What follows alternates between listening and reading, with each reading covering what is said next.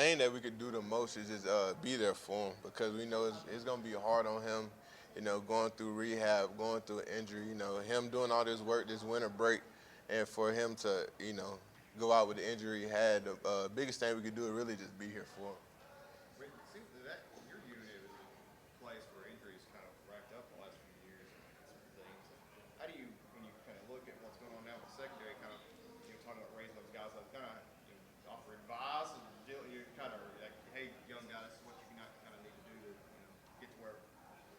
Yeah, so the main thing we could do is basically just tell them like, so the next guy up mentality, and you always gotta have that because no matter that's how me and Square tell our group. You know, if me and him get down, we gonna need everybody. Everybody's gonna have to play. So that's how basically the secondary is gonna have to work. The next man's up. The freshmen that just got in, they're gonna have to push themselves even more because we're gonna need them this year. Last year, D-Jack went down in the spring, and then you ended up coming not shortly after. What's it like from the other side? Were you even, was Kentucky even an option until that injury happened? It sounds bad, but like I never thought I would be at Kentucky. You know what I'm saying? Like I didn't know nothing about Kentucky, and I just ended up here. You know, glory be to God, I ended up here. But I wasn't a Kentucky fan growing up. I ain't watched Kentucky, and now I'm a Kentucky fan for life now. So it worked out for the better. What is that experience like going through the portal, after spring and just trying to navigate that whole situation? I mean, I know you had like you knew John and stuff, but like just trying to decide where do I need to go and what I'm going to do. The portal is a scary place. It's a really scary place because you never know like where you gonna end up. I have a lot of guys that enter the portal and they haven't even found a team yet. So the portal is a scary place and it's getting wilder by the minute. Many guys think it had around 2,000 guys in the portal.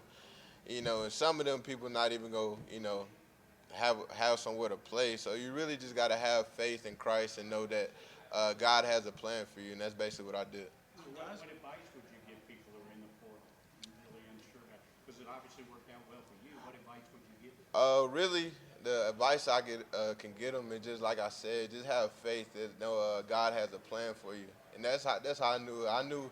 I didn't know what team I was gonna go to, but I prayed and I put it in God's hand, and He led me here to Kentucky. How important is it when you're looking at your options, the availability of snaps, knowing this is going to be a place where I can play right away? Because you need it on the middle linebacker. Right, right. So unlike high school where you go and you try to get developed, when you're in a portal, you're trying to find the best fit for you to go in and fit. So that's the main thing when you're in a portal. You're trying to find like where you could go in, play right away, see what the room's looking like, see what the defense is looking like. Instead of a high school guy, he got time to get developed. When you're in a portal, you're trying to get on the field right now. When guys come in who are in the portal and they're checking things out, do they meet with you, like you or Will or some of the other guys just to say, hey, what's your experience? Oh yeah, see, I think I call Kentucky transfer you. You got one Dale, you got Dare, you got me, you got Will. I think every transfer, if you want to come be successful, you need to come to Kentucky. That's my advice. Why does it work out so well?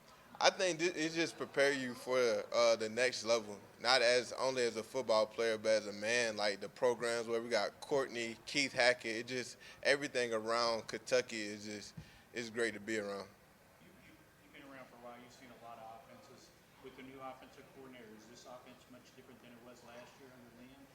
This offense is wild. That's all I can really say is wild. Like you gotta have great eyes.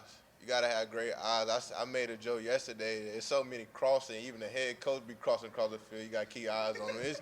It messes with your eyes a lot. But this offense is gonna be deadly. And they're not even halfway through the playbook, and it's only gonna be more. So I feel like it's gonna be a step up from last year.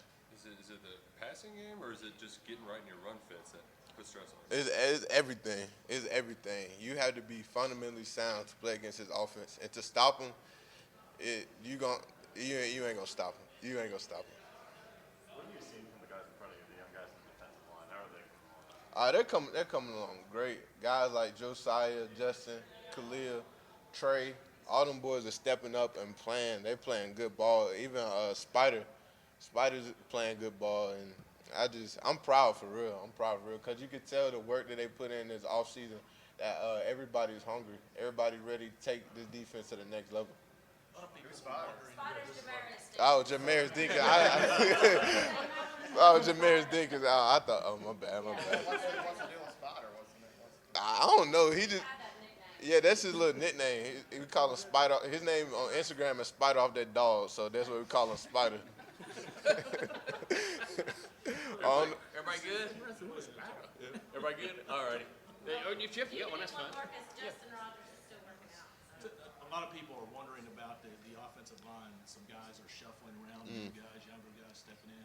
Since you put the pads on and you got to, meet them head on a few times, what are you thinking about what you've seen from them? It's a veteran group because you got Eli, Kenneth, Horsey, and I just feel like it's a veteran group. You do have some young spots, and, but you could tell they're getting better by the day. And that's all you could do, and that's what the spring is for them to improve, to get better as a unit. And I feel like each day they're getting closer together. They calling out the stuff that we do before we do it, and that's something that you want to see as an offensive line. And I feel like by the time the season get here, they're going to be one of the top in the country again. We've heard that one of your new guys, Manning. Oh yeah. Oh yeah, Manning. He's showing up. Yeah, Manning's I call him a little refrigerator because once he gets your hands on, he's over with. So I feel like it's like I said, it's gonna be a deadly group. It's a deadly group. Once we pick up some young guys and they get to get experience more at the college level, that it's gonna be one of the best in the country.